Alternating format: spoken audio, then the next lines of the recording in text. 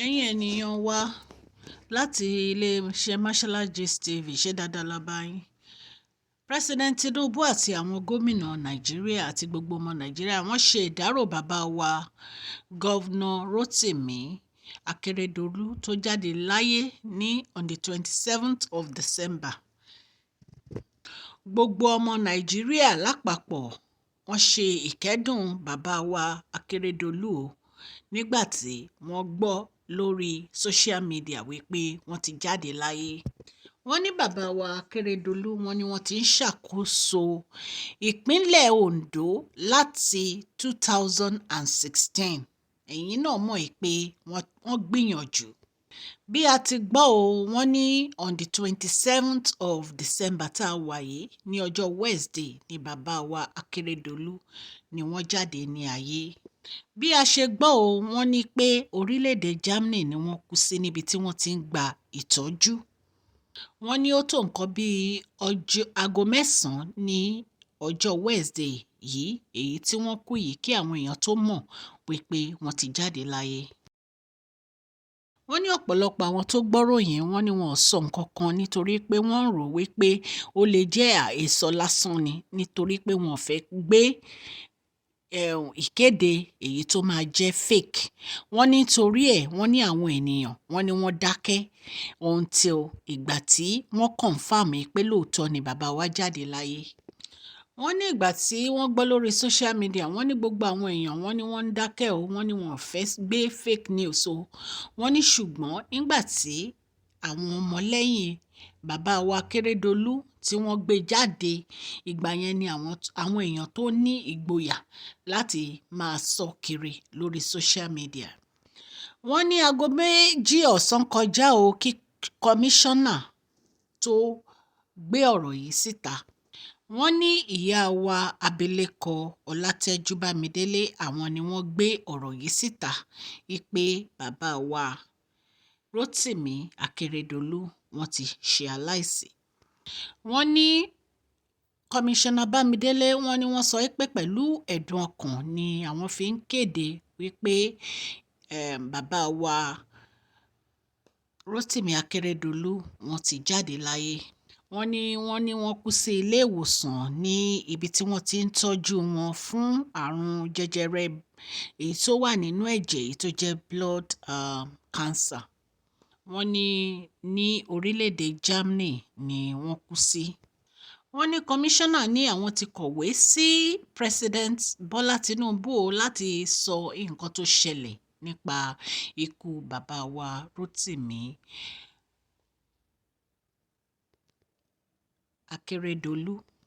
Wọ́n ní àwọn fámílì bàbá wa Rotimi Akeredolu, wọ́n ní wọ́n fi ọ̀rọ̀ yìí wọ́n fi ránṣẹ́ sí president wa. Wọ́n ní wọ́n dẹ̀ tún wá dúpẹ́ lọ́wọ́ president wa, ìyẹn bàbá wa Bola Tinubu, fún àdúrótì wọn àti gbogbo nǹkan tí wọ́n ṣe nígbà tí Governor Rotimi Akeredolu wà láyé àti fún gbogbo support wọn, wípé àwọn dúpẹ́ lọ́wọ́ wọn gidigidi.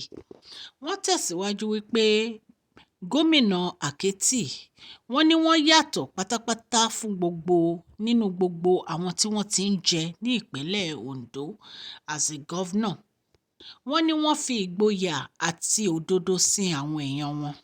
Wọ́n ní ẹ̀kọ́ ńlá làwọn kọ́ ní orí gbogbo ìwà bàbá wa Akeredolu. Wọ́n ní torí pé wọ́n ṣe òdodo, wọ́n ṣe òtítọ́. Wọ́n ní wọ́n dẹ̀ jẹ́ èèyàn kan tó jẹ́ pé wọ́n fi ọkàn kan wọ́n fi sin Ọlọ́run ni.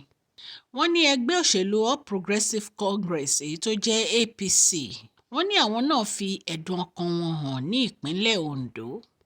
Wọ́n ní Mr. Alex Kalejaye, wọ́n ní wọ́n sọ̀rọ̀ ní orí agbẹnusọ wọn wípé wọ́n ní bàbá wa Akeredolu olóòtítọ́ èèyàn ni wọ́n. Wọ́n ní àjálù ńlá ni èyí jẹ́ fún ẹgbẹ́ APC. Wọ́n ní àwọn rò wípé ikú bàbá wa kò ní mú ìfàsẹ́yìn bá ẹgbẹ́ APC. Wọ́n ní àti bá gbogbo iṣẹ́ ìdàgbàsókè èyí tí bàbá wa Aketi tí wọ́n ti dáwọ́lé kó tó di pé wọ́n kú. wọ́n ní iṣẹ́ tí bàbá wa ṣe wọ́n ní kò dálé orí ìpínlẹ̀ Ondo nìkan, wọ́n ní wọ́n ṣiṣẹ́ lọ sí gúúsù ìwọ̀ oòrùn àti ìlà oòrùn, wọ́n ní gbogbo bẹ̀ ni wọ́n ti ṣiṣẹ́, wọ́n ní wọ́n gbìyànjú gẹ́gẹ́ bí akínkanjú. Wọ́n ní ọ̀gbẹ́ni Kalẹ̀jayé tẹ̀síwájú wípé ìtorí ẹ̀ làwọn ṣe ń ṣe ìdárò bàbá wa Akérédolú nítorí pé iṣẹ́ tí wọ́n ti gbé ṣe ní Nàìjíríà kì í ṣe iṣẹ́ kékeré, wípé àwọn gbé oríyìn fún wọn wípé èèyàn akíkanjú ni bàbá wa Akérédolú.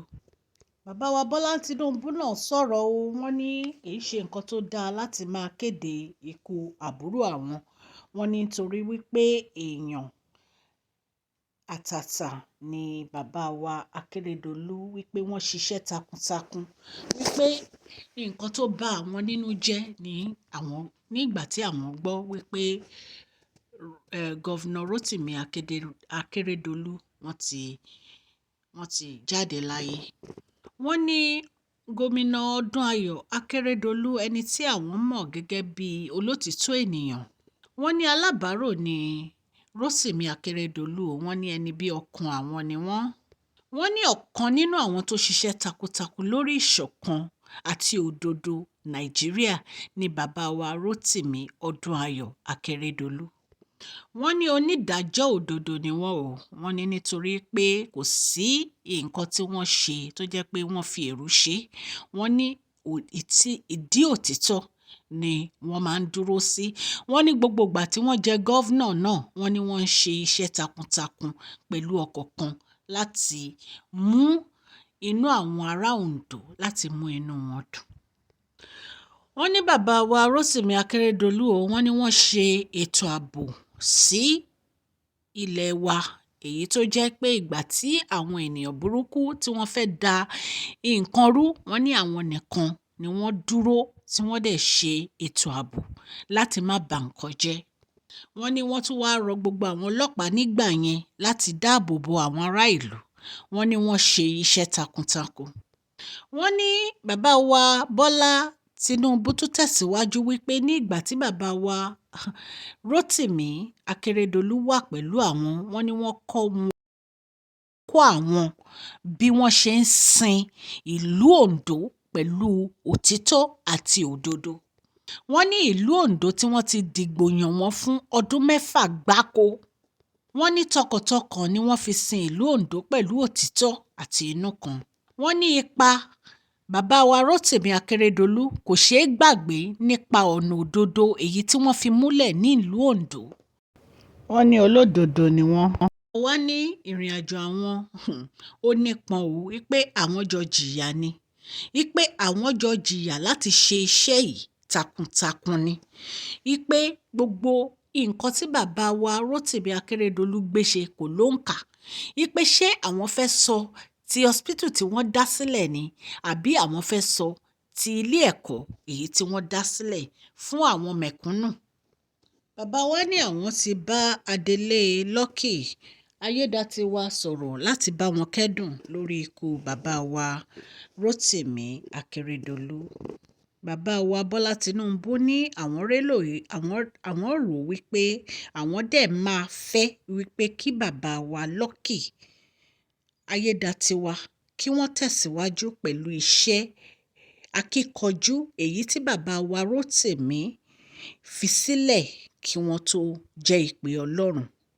Kí ni gẹ́gẹ́ bí bàbá wa Bọ́lá Tinubu ṣe sọ̀rọ̀ wọn o, wọ́n rọ bàbá wa Lucky Ayédatiwa wípé kí wọ́n jọ̀ọ́ kí wọ́n tẹ̀síwájú pẹ̀lú iṣẹ́ òdodo èyí tí bàbá wa Rotimi Akeredolu fi sílẹ̀ o, tí wọ́n ṣe sílẹ̀ fún gbogbo ọmọ Nàìjíríà.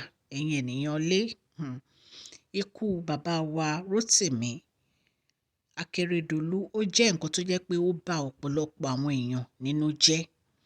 Ní agbára Ọlọ́run, gbogbo ẹbí tí wọ́n fi sílẹ̀, Ọlọ́run á dáàbò bo gbogbo wọn o. Ní agbára Ọlọ́run, gbogbo wọn, Ọlọ́run á kẹ́dùn fún wọn. Ọlọ́run á tẹ́ bàbá wa Rotimi Odúnayọ̀ Akeredolu, Ọlọ́run á tẹ́ wọn sí afẹ́fẹ́ rere. A mú ọ̀rọ̀ yìí wá láti iléeṣẹ́ Mashola Gist TV. Kí Ọlọ́run kí ó ràn gbogbo wa lọ́wọ́.